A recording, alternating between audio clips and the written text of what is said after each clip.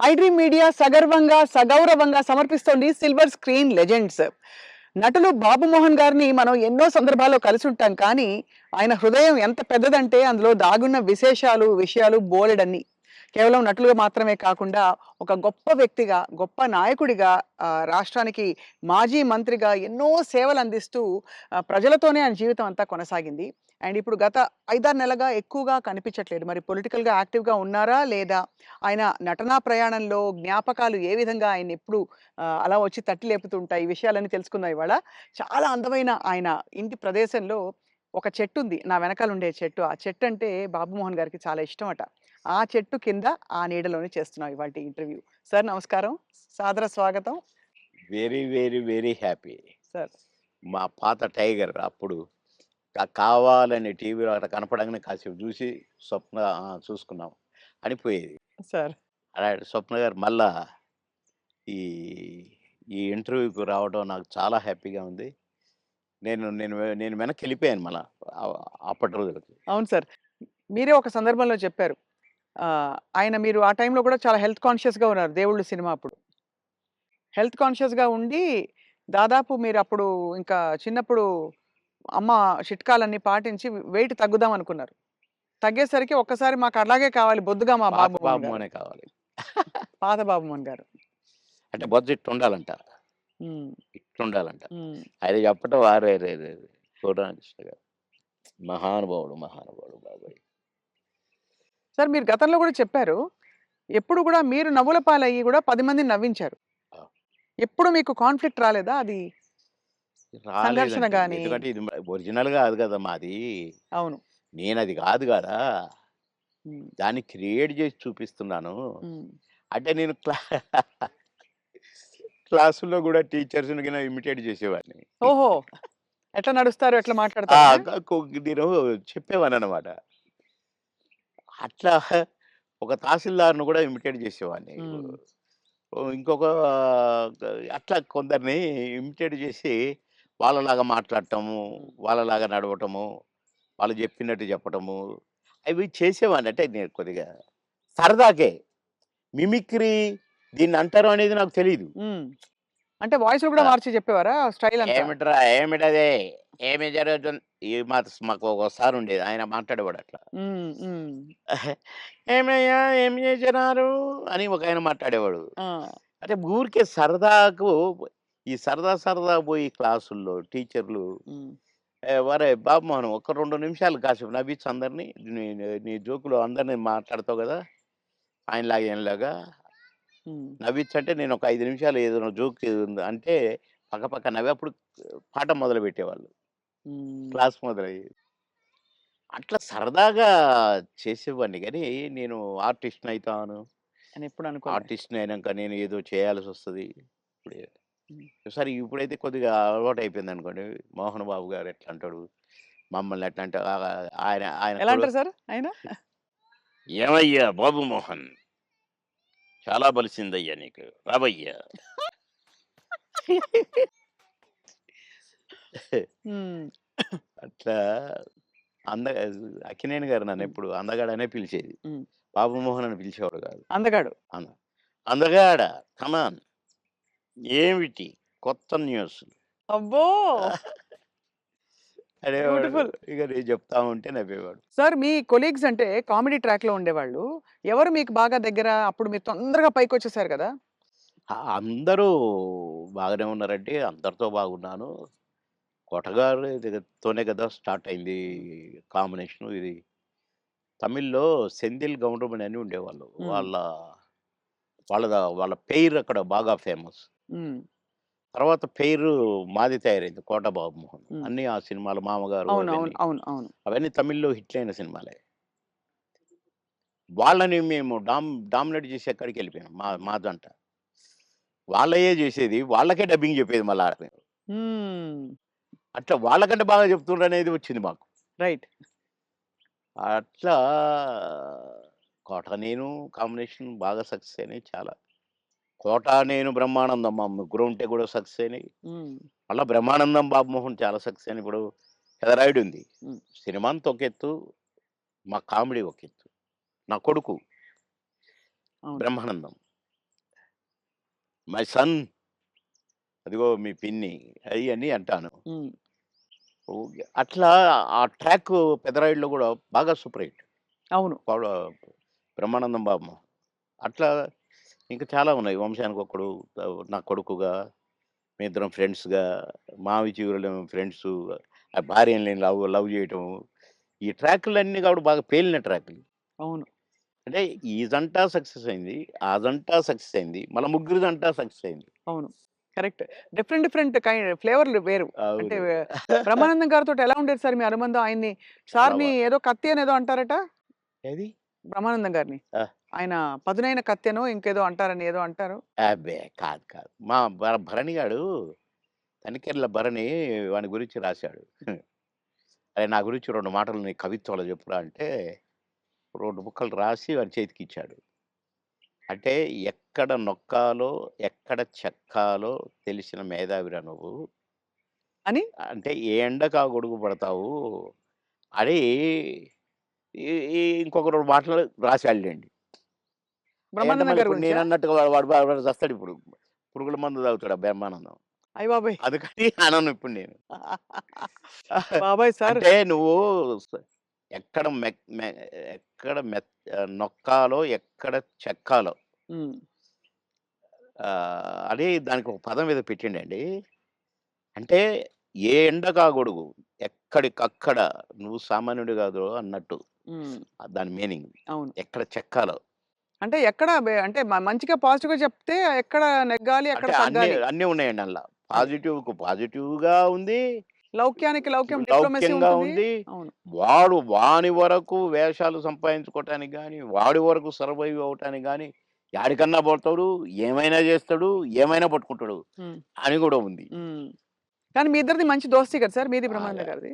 ఇక బావ బావ ఒరే! ఒరే! అనుకుంటాం బావ బావ కాబట్టి అదే. నేనేమైనా అనొచ్చు వాడిని, వాడు నన్నేమైనా అనొచ్చు. అంతే గదా! అంతే అదే ఉండాలి కదా సార్ లైఫ్‌లో. వారు కోట యాక్చువల్లీ అవును. కరెక్టే మీరన్నది. కోటగారొచ్చారు పెద్ద మనిషి కాబట్టి అన్నయ్య. అన్నయ్య. నా చాలా పెద్దవారైపోయారు. నేనే అన్న అంటాను. హ్మ్. తమ్ముడంటాడనుకోండి. బ్రహ్మానందం అనడు అన్నయ్యని.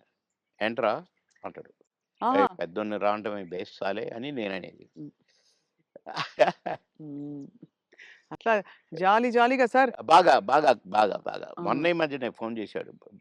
బావా అన్నాడు. ఏంటో బావా ఇంత ప్రేమ ఎటు నుంచొచ్చిందోయ్! ఆహా! ఏదో ఉంది చెప్పు. హ్మ్. ఇట్లా మాట్లాడుకొని ఓ ఒక అరగంట నవ్వుకున్నాం ఇద్దరం. హ్మ్. మా డ్రైవర్ పిచ్చోడైపోయి దేనికి గుద్దుంటుందో అనుకున్నా. సార్ నేను బ్రహ్మానందం అభిమానిని అంటుండు. ఒరేయ్ పక్కకు ఆపురా నాయనా అని. అట్లా చాలా జోవియల్‌గా చాలా సరదాగా మీ ఫీమేల్ కో స్టార్ సార్? ఎవరు మీ ఫేవరెట్ మీతో పాటు? అంటే అప్పట్లో అప్పట్లో ఎవరున్నారండి? ఎవరు ఎవరు లేరుగా. లేరు. మీ టైమ్‌లో యాక్చువల్లీ ఎక్కువ మంది లేరు. మేము చా ఎందుకంటే అంటే బ్రహ్మానందం గారికి కోవై సరళ గారున్నారు. అంతకుముందు ఓ టైమ్‌లో ఆ! శ్రీలక్ష్మి గారు వీళ్ళందరూ ఉండేవారు పాత కామెడియన్సు. ఏవండీ 'కోవై సరళ' నాతోనే స్టార్టు. అవును. బ్రహ్మానందంతో గాదు. హ్మ్. నాతోనే స్టార్టు చాలా సినిమాలు. ఆ తర్వాత బ్రహ్మానందంతో కొన్ని సినిమాల్లో వేసింది. హ్మ్. కానీ నాతోనే ఎక్కువ సినిమాలు. హ్మ్. హ్మ్. మా ఇద్దరికి టగ్ ఆఫ్ వార్ ఉండేది. అవును. 'కోవై సరళని' హ్మ్. ఆహ్, చాలా ఉన్నాయి. చాలా సినిమాలు, చాలా క్యారెక్టర్‌లు ఉన్నాయి మా ఇద్దరివి. కానీ హైలైట్ ఏంటంటే మీది సౌందర్య గారిది డ్యూయెట్. అది ఆకాశం అంత. 365వ రోజు సెకండ్ షో హౌస్‌ఫుల్ చూసా. అవును. 365వ రోజు. ఇంకా 100 రోజులు ఆడొద్దు సార్. మాకు కొన్ని కమిట్మెంట్ ఉండి రేపు తీసేస్తాను. హ్మ్. 365 రోజులు అయిపోయింది కదా! అని అన్నారు. అలాంటిది. ఒక పాట ఒక కమెడియన్ చేస్తే 365 రోజులు ఆడటం అంటే చిన్న విషయమా? అవును. అంతే గదా! అలాగే ఇంకా కొన్ని సినిమాలున్నాయి. 'సిల్క్ స్మిత్‌తో' 'బావలసయ్య' పాట కూడా పాటతో 100 రోజులు. అవును. 'బువ్వుంటే ఏమో కూరుంటే ఏమో' అని అడుక్కుంటే అది 100 రోజులు. పాటలతో 100 రోజులు ఆడిన సినిమాలంటే ఒక కమెడియన్‌గా అది నాకు గొప్ప గుర్తింపు, గొప్ప గొప్ప ఒక గొప్ప విజయం. అది ఘనత. అవును. ఘనతే. నా అదృష్టం అది. కానీ సార్ సాడ్ థింగ్ ఏంటంటే 'సిల్క్ స్మిత' గారు వెళ్ళిపోయారు. 'సౌందర్య' గారు వెళ్ళిపోయారు. అవును. పాపం. మీకు తలుచుకుంటే బాధైతుంది కదా సార్ చాలా? చాలా. 'సిల్క్ స్మిత' గారు ఎలా ఉండేవారు సార్? చాలా చాలా క్లోజ్‌గా మంచి ఉండేవారు. వ్యక్తి అని అనేవారు. చాలా. ఆమె ఎవరిని కేర్ చేయదు. హ్మ్. ఎవరికీ నమస్కారం పెట్టదు. హ్మ్. కాలు మీద కాలేసుకొని కూర్చుంటది. హ్మ్. కూర్చొని కళ్ళద్దాలు మళ్ళీ. హ్మ్. అందరిని చూస్తుంటది ఇట్లా. నేనడిగిన బాస్ నల్ల కళ్ళద్దాలు పెట్టుకుంటారు. కాళ్ళ మీద కాలేస్తారు. అది ఎవరొచ్చినా తీయరు. హ్మ్. అంటే మీరు నిద్రపోతారా? లేక అబ్జర్వ్ చేస్తారా? అని అడిగాను నేను. అయితే, "అది కాదు బాస్, ఫూల్స్ నన్ను చూస్తారు. ఇలా ఇలా చూస్తారు నన్ను. అందుకని నన్ను ఎవడు చూస్తున్నాడా అని గమనిస్తూ ఉంటా నేను కళ్ళద్దాలు పెట్టుకొని" అని చెప్పింది నాకు. మరి హీరోలొచ్చినా కూడా తీయవు గదా! అంటే ఎందుకు తీయాలా? హీరోలొస్తే? యాటిట్యూడ్ మంచి స్ట్రాంగ్. నాతో మాత్రం నన్ను చూడంగానే కాళ్ళు తీసేది. నన్ను చూడంగానే లేచి నిలబడేది. నేనెక్కడ కూర్చుంటే అక్కడికొచ్చి కూర్చునేది. హ్మ్. భలే లైక్ చేసేదండి నన్ను. హ్మ్. గ్రేట్. హ్మ్. Great artist. ఎందుకో సార్ గ్రేట్ మంచి మనుషులు తొందరగా వెళ్ళిపోతారనిపిస్తుంది వాళ్ళందరూ. అంతే. కదా! మంచోళ్ళు తొందరగా అయిపోతారు. కరెక్ట్. హ్మ్. మేము దుబాయ్ పోయినాం ఒక ఫంక్షన్‌కి. హ్మ్. నన్ను బాస్ అని పిలిచేది. హ్మ్. బాస్ మనం షాపింగ్‌కెళ్తున్నాం. నేనెందుకు బాస్ నువ్వు లిప్‌స్టిక్‌లయి కొనుక్కుంటావు. నేనేం కొనుక్కోను కదా! నాకొద్దు. నేను రానన్నా. అంటే లేదు నాతో నువ్వు రావాలి. నేను పర్మిషన్ తీసుకున్నా. అంటే పోయినాం. పోతే ఏమేమో కొనుక్కుంది. హ్మ్. సో, క క బ్లాక్ కళ్ళద్దాలు పెట్టుకొనొచ్చింది బయటికి. నేను అక్కడ అటు ఇటు కూర్చొని అది ఇది ఏదో బాస్ ఎలా ఉంది అంది. సూపర్ అన్నా. సూపరా? నిజంగా సూపరా? అయితే కొనేస్తున్నా. కొనేసేయి అన్నా. పోయింది. ఆ! కొనేసా అనుకుంటూ వచ్చింది. ఇది మీరు పెట్టుకోండి బాస్ ఒకసారి అన్నది. పెట్టింది నాకు. ఓహ్! సూపర్ అన్నది ఇట్లా పెట్టి. అదేంటి బాస్ నాకు సూపర్ కాదు మీకు సూపర్ నాగా అన్నా. హ్మ్. చాలా బాగుంది. నేను అందుకే కొన్నాను నీకోసం. అన్నదండి. ఆ కళ్ళద్దాలు చనిపోయేదాకా దాచిపెట్టుకున్నాను. మంచిది. చాలా మంచిది. ఆ! అబ్బో! గ్రేట్. కానీ చాలా కష్టాలు, వివాదాలు, ఇక ఇవి పరిస్థితులు. వచ్చినాయిలెండి. అయి కొంచెం కరెక్ట్‌గా ఉన్నోళ్ళకి వివాదాలుంటాయి. హ్మ్. ఈ ఏ ఎండకు ఆ గొడుగు పట్టేటోళ్ళకుండవు. అదే. వివాదాలు రావు. హ్మ్. ఎక్కడికక్కడే సమస్య పోతాయి అవును. అని నా ఉద్దేశం. కష్టమే సార్ మీరన్నది చాలా అది కానీ మొత్తానికే సార్ మీరు వచ్చి సక్సెస్ సాధించాక 10 సినిమాలు అనంగానే రెమ్యూనరేషన్ అమాంతం పెంచేసారా? లేదండి మా పీరియడ్‌లో పెంచుడు గించుడు లేదండి అసలు. మా సినిమాకినిచ్చేవారా? కాల్ షీట్లు ఇచ్చేవారా సార్? ఆ రోజుల్లో సినిమాకే గదా! స స లేదండి. కాల్ షీట్సే హ్మ్. 5 రోజులు, 10 రోజులు, 15 రోజులు, 12 రోజులు అట్లా ఉండేది. ఇక కొన్ని మధ్యలో చిలక్కొట్టుడు క్యారెక్టర్‌లు కొన్నుండేది. 1 డే, 2 డేసు అయ్యి డే పర్ డే ఇంతని మొదలైనయి. హ్మ్. మేము ఏనాడు నేను గాని, నా తోటి వాళ్ళు గాని ఇ ఇంత తీసుకుంటా, ఇంతిస్తేనే వస్తా అని మేమెప్పుడు అనలేదండి. హ్మ్. నా రేట్ ఇంతని నేనెప్పుడు అనలేదండి. ఇప్పుడు హుహు. 'మాయలోడు' అంత పెద్ద హిట్ అయిన సాంగ్ అవును. ఆ మరుసటి సినిమాలోనే వితిన్ ఓ బో 'చిరంజీవి' గారు గూడా నన్ను పిలిచి "సినిమా సూపర్ హిట్ అట. నీ పాటతో హిట్ అట బాబు" అని తెలుసా అంటే, నాకు తెలీదన్నా" అన్నా. నేను ఆయన షూటింగ్‌లో ఉన్నారు. హ్మ్. రిలీజ్ అయ్యారు. నేనసలు పెద్దగా నేనేదో అయిపోయానని నాకు ఫీలింగే లేదు. సత్యనారాయణ గారి పక్కన ఏదో పాట కామెడీ అప్పటికప్పుడే సాంగ్ క్రియేట్ అయిపోయింది నాకు. హ్మ్. పెడితే నేను మామూలుగానే పోయినా చేసినా వచ్చినా. అంతే తప్ప నేను పాటలకు నేనిప్పుడు సెపరేట్ ఇంత తీసుకున్నా నన్ను పెట్టమన్నారు నన్ను కొంతమందైతే. హ్మ్. నేను సినిమాకి ఏం తీసుకోండి మీరేమిస్తే అదే అనేదండి. ఆ ఆ ఆ రోజుల్లో ఆ వాల్యూస్ ఉండేవి గదా! వాల్యూస్ మనం ఉండేవి. ప్రొడ్యూసర్స్‌గా గూడా ఆ గౌరవం ఇచ్చేవాళ్ళు. అక్కడ గౌరవమే ముఖ్యం తప్ప డైరెక్టర్ల ముందు గాని, ప్రొడ్యూసర్ల ముందు గాని మాకిచ్చే గౌరవమే మా పారితోషికం అనుకునేది. అంతే తప్ప ఏసేద్దాము, పెంచుదాము, లక్షలకు అని మేమెప్పుడూ ఊహించలేదండి. అవును. ఏమిస్తే తీసుకునేది. కొందరు డబ్బింగ్ జెప్పి బయటకొచ్చినాక, "క్షమించాలి సార్ మీకు బ్యాలెన్స్ ఇవ్వలేకపోతున్నా" అంటే, ఓకే. ఓకే. తర్వాత చూద్దాం అనుకుంటూ ఎళ్ళిపోయేది. అంతే. అడిగేది గాదు. ఆ! మాకిచ్చిన చెక్కులు బౌన్స్ అయినయి ఎన్ని, నుంచి విజయవాడ, గుంటూరు దాకా కట్టొచ్చు తోరణాలు. ఆహా! అన్ని చెక్కులు బౌన్స్ అయినాయి మాయి. మేమెప్పుడు మీ చెక్ బౌన్స్ అయిందనలే. ఒకతనయితే నిన్ననే డబ్బింగ్ జెప్పించాడు. డబ్బులడిగితే సార్ నేను మా భార్య పుస్తకంలో ఆడ బెట్టి, నేను డబ్బులు తెచ్చి సినిమా కంప్లీట్ చేస్తున్నా సార్, రిలీజ్ చేస్తున్నా సార్. ఏం జేయాలి సార్? బిజినెస్ కాలేదు సార్ అంటే, వద్దొద్దు. మీరేం ఫీల్ గాకండి అని ఎళ్ళిపోయాను నేను. హ్మ్. పొద్దున్నే వచ్చి ఇంట్లో ఉన్నాడట.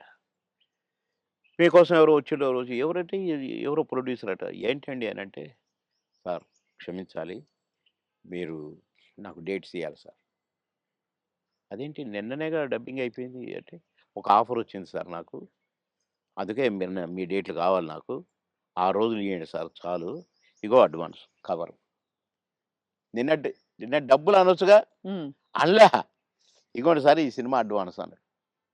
ఓకే. థాంక్ యూ అన్నా. డోర్ దాకా పోయిండు బయటికొచ్చి. అక్కడ వెనక్కి తిరిగి, "మీరు మహానుభావులు సార్. చల్లగా ఉండాలి. మీరు నిన్నటి డబ్బులు అడుగుతారేమోననే భయంతో వచ్చాను సార్ నేను. అడిగితే ఏదో ఒకటి చెప్పుదాం అనుకున్నా సార్. కానీ అసలు మీరు ఆ టాపికే ఎత్తలేదు. మీరు మహానుభావులు సార్" అన్నాడు. ఈ ముక్క చాలయ్య నాకు. డబ్బులు గాదు. నువ్వు మళ్ళా సినిమా తీస్తానని వచ్చావు చూసావు. హ్మ్. నువ్వు ఒక మనిషి ఒక సినిమా తీస్తే రోజుకు 200, 300 మంది బతుకుతారండి. అవును. అంతే గదా! ఇప్పుడు ఒక 100, 200 మంది జూనియర్ ఆర్టిస్టులు బతుకుతారు. ఇక్కడ ఈ సినిమాకు సంబంధించిన నటులు, వాళ్ళ అసిస్టెంట్లు, వాళ్ళ మేకప్ మ్యాన్‌లు బతుకుతారు. హ్మ్. డాన్సర్లు, డాన్స్ మాస్టర్‌లు బతుకుతారు. ఫైటర్లు, ఫైట్ మాస్టర్‌లు బతుకుతారు. ఇప్పుడు ప్రొడక్షన్ డిపార్ట్‌మెంటు, అటు డైరెక్షన్ డిపార్ట్‌మెంటు ఇంతమంది 24 క్రాఫ్ట్స్ మీరు అన్నం పెడతారండి నెల, 2 నెలలు. మీలాంటి వాళ్ళు ప్రొడ్యూసర్‌లు అవుతూ ఉండాలి. సినిమాలు తీస్తూనే ఉండాలి. అందుకనే నేను మీరు అడ్వాన్స్ అనంగానే తీసుకున్నాను అన్నా. అట్లా ఇండస్ట్రీ బతకాలని ఆలోచించాలండి.